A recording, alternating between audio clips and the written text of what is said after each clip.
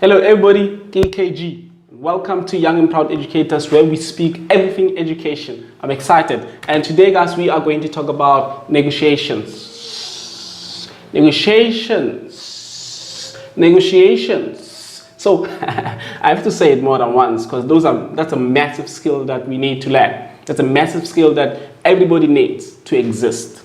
We need act, and the next one that we're going to need is negotiation. Okay, why negotiation? Why am I saying that? Because that sounds like a big statement. I know, of course, I know. But negotiation in the sense that everywhere we are, we negotiate it. Just spend a few seconds, pause for 10 seconds, and think about it. Just think about it. Yes, you did. So we negotiate almost everything. Everything we negotiated. The place that we stay in, we negotiate. The workplace that we work, we negotiate. The person that we spend our entire lives with, we negotiate it. The children that the number of children that we want to have, we negotiate. From driving from here to the mall, you negotiate. What else don't you negotiate? You buying fruit or vegetables on the street, you negotiate. You starting a friendship, it's a negotiation. So it's negotiation everywhere. And this skill is a massive skill that I think everybody should learn. Which our parents teach us, and I think most of the time is indirectly so. I remember I had a massive mother who was a great negotiator. She negotiated everything. She went to all the shops that we went to. Any shop that I went with, she negotiated everything. I remember for instance, she saved enough to buy a generator so we can start lighting the lights going through. So we can have the light, because where I grew up, we didn't have water, we didn't have electricity, and she managed to save enough so we can heat up, light up our house, and start watching TV. So it means we had to buy a lot of petrol as well, but that's another story. So I remember we've had to Krugersdorp to get a generator, and I was still at varsity then, and I didn't value negotiation, that skill, because it meant nothing to me. I had no idea, and most children are at that stage where they have no idea what negotiation means. Even though they're negotiating already, but they have no idea what it means. For instance, the young children in our houses, they negotiate like massive negotiators. So 5-year-old, 3-year-olds, I see with my 3-year-olds, my 7-year-old, they negotiate everything. Time for bathing, they want to negotiate. Time for eating, they negotiate what they want to eat, what they don't want to eat. Let's go play, they negotiate. Can you wear this t-shirt? They negotiate everything.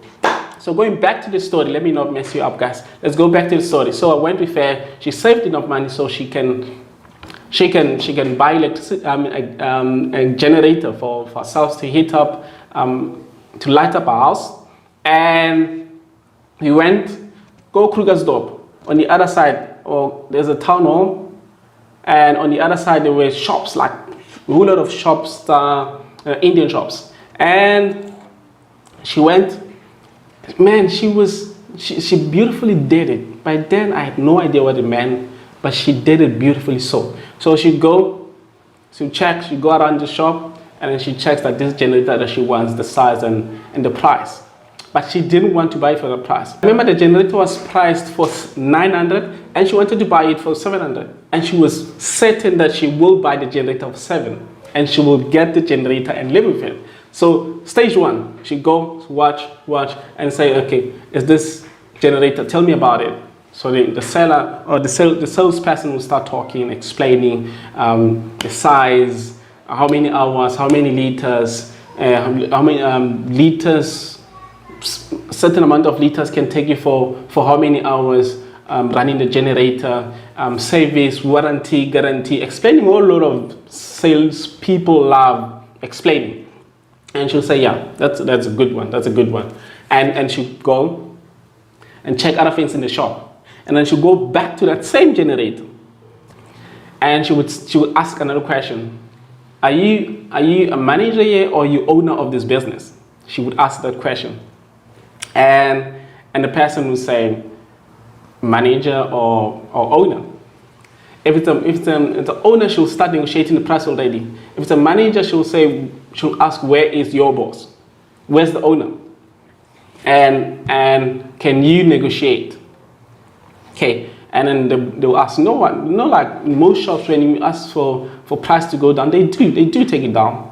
And particularly the shops that are owned by owners and run by owners or families, and then they're not like your retail and other guys, no. So he then took it from 900 to 850, and she went, oh, you, like she did something like that, like you.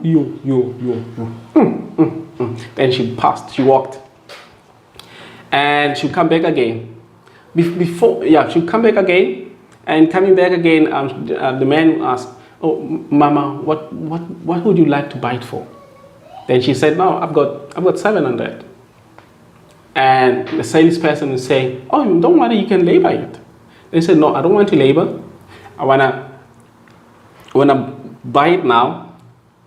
I wanna pay for it now. I wanna take it now. I don't want to labor. I have no job. I'm unemployed. I saved this much money to get this. So then it means I cannot have it. I cannot have it. And by that time I was just sitting looking at her conversations, and boy, it was embarrassing. I knew we didn't have money, but seeing that happen, for me it was, because I was a boy, I think I was 16, 17, teenagers. Teenagers, they want all good things, but they don't know how much they cost. So it was more of an embarrassing moment for me. It's like, Mama, why with us so? Are they labor? Like, no, are they labor?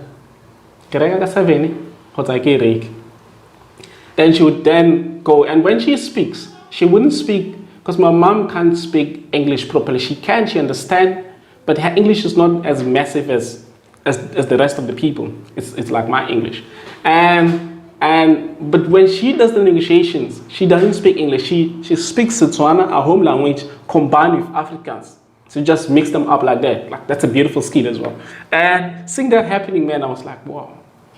Then I didn't say wow. It's like, oh, Mama. Then she go and she say, no, I'm gonna buy it for 7, and that's it. And that's my last price. And she'll leave. Before she leaves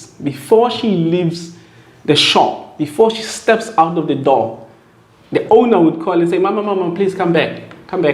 You can have it for 700.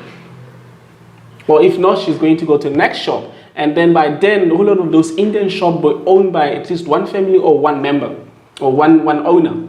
And then if that happens, she'll go to the next shop, and then she knew that they sell almost the same thing. And when they do that, they will start calling, hey, there's a lady coming there, and she wants a generator for this amount of money, please. So how she handled the negotiations, man, that was impressive. So when I'm thinking about it now, when I'm 30 years old, 32 years old now, and I'm like, why was I embarrassed about that?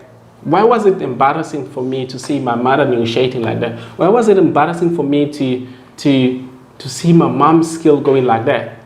Like teaching me that powerful skill that nobody will ever teach you. And I'm so grateful, because I know I'm thinking about it now, I'm like, all the new guys, all the young guys that we have, our children, our lovely daughters and sons, they need to learn this skill. Because this skill, you will need it forever. You go to school, you need that skill. As I've mentioned earlier at the beginning of the video, that this skill is needed. And what's more interesting is that the same skill is a skill that is very important in the 21st century. 21st century learning, that's the same skill.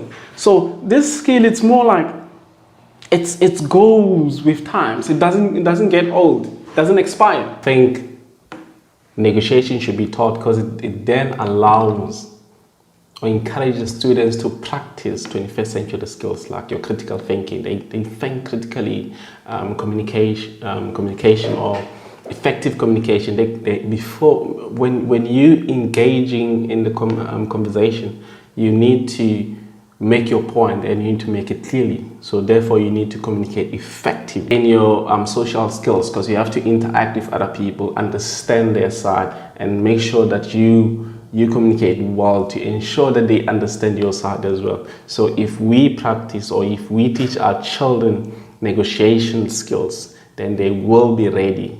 They will be out practicing. They will be applying 21st century in their space, which they will need for a long time, and they will need in their careers as well. So guys, thank you so much for watching this video to the end.